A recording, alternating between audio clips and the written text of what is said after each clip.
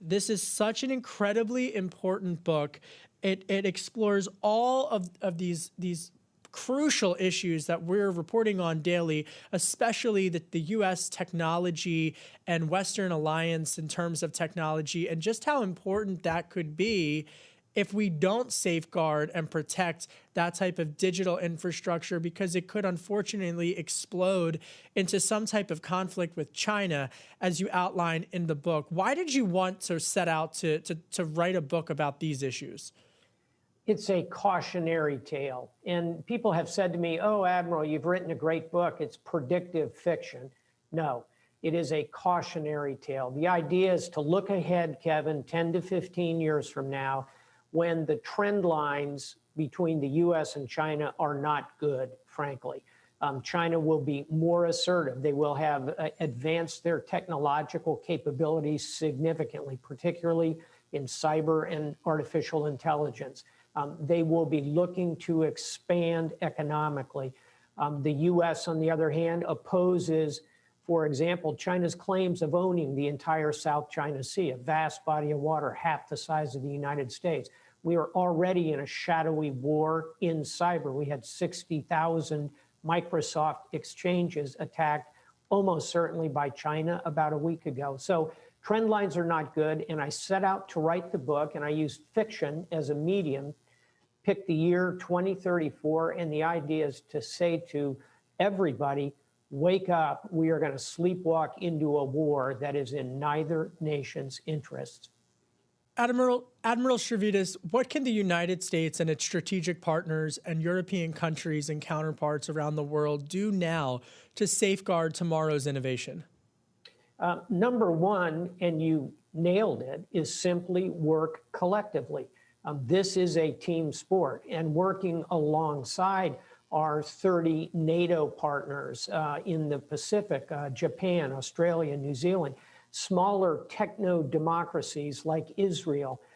We are blessed in the United States with a vast network of allies, partners, and friends. We should work with them. We should share intelligently with them and build a cyber capability that can face China. And if we do it together, I think we have the best shot. Final thought, we also need to work well with our tech communities, as in private-public partnerships. I think those are the two keys. Admiral, we heard from President Biden last week talking about as long as he's in office, he won't let China to be allowed to be number one. Take a listen to what he had to say. They have an overall goal to become the leading country in the world, the wealthiest country in the world, and the most powerful country in the world. That's not going to happen on my watch. What do you make of that? Because I think by all economist estimates, they're going to be the number one economy by GDP. We can't stop that. Do you agree, or is Biden talking about something else?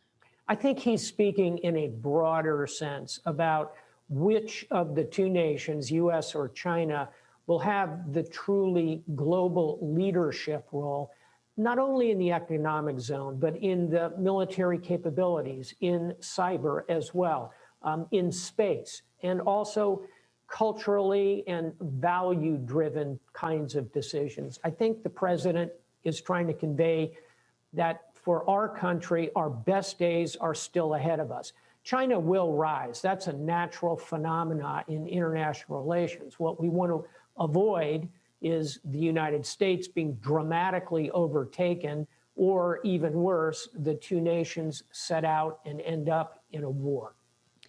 Let's talk about, oh, go ahead. Sorry, Kevin, I'll just jump in here. Are they not, though, already more powerful than us in terms of the cyber hacks, the cyber attacks that we've seen? What do we do to combat that? They are not more powerful than we are. They, at this point, I would say, are still a year or so behind us. I base that on intelligence that I see, also the conversations of deep experts in this area, like Eric Schmidt, the former chairman and CEO of Google. There's still about a year and maybe a bit more separating us, but they are closing that gap. We need to be mindful of it. We need to invest more. The government needs to invest more. We're talking about the infrastructure bill. I'll be watching closely to see what kinds of investments will be made in hardening our cyber, in ensuring that we have the capability to employ cyber effectively in these private-public partnerships to help build a cyber infrastructure. We've got investments that have to be made, Taylor, if we're going to stay ahead of China in that regard. Admiral Stavridis, let's talk about some of those investments in public-private partnerships. Intel the other week just announced a $20 billion investment in Arizona for some new plants. And I mean, this takes on the semiconductor chip shortage that the Biden administration has discussed in recent weeks, when you've got half of the global supply chain of polysilicon coming out of the Xinjiang province of China. Do you think that it's going to take domestic investment as well in our own rare earth minerals in order to, again, turn the tide, as you just pointed to, against some of these strategic concerns? Absolutely. There's a tactical issue here, Kevin, which you correctly bring up, and it's rare earths. We, the U.S. government, are going to need to have a coherent strategy to help the private sector find alternatives to that, and they are globally available, and possibly on the deep seabed, for example. But that's a tactical issue. The broader strategic one, and you're right to raise it, is which supply chains are we feel the need that they must be onshored. I certainly believe chips are one of them. Additionally, medical, as we think about the reality that we're only coming out of this pandemic, but unfortunately, there will be other pandemics. I hope next time we're not in a situation where we're all told to go home and use our sewing machines to produce masks, that we don't have enough ventilators. There are some supply chains which need to be onshored, and that is what the Biden team is studying. And I think you'll see commentary about that when the $3 trillion speech rolls out in a day or so.